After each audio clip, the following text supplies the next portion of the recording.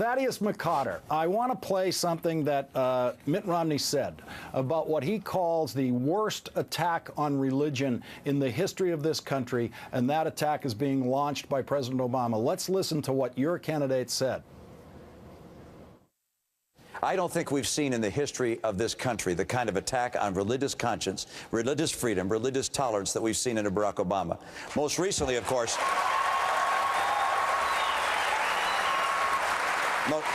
most recently requiring the Catholic Church to provide for its employees and its various enterprises health care insurance that would include birth control, sterilization, and the morning after pill. Unbelievable. Thaddeus McCotter, his words were that this is the worst attack on religious conscience in the history of this country.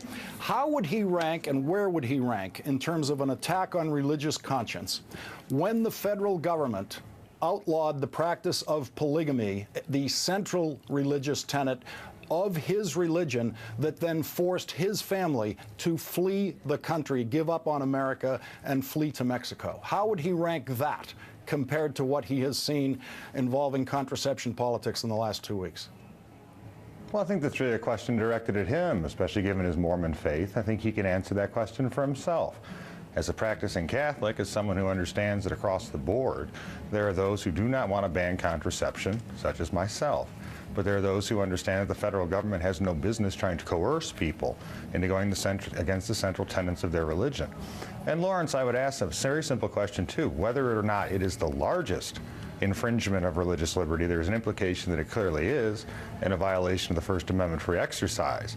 I personally would think that some of the fugitive slave laws and others of the past that forced individuals against their conscience to return runaway human beings back to their purported masters would probably be one of the greatest infringements of religion in the history of the country.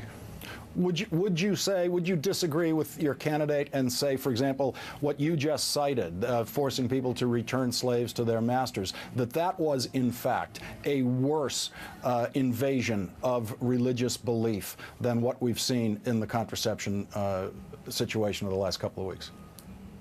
Well, I think I only bring it up to show that when your constitutional rights are infringed, it doesn't matter to what degree.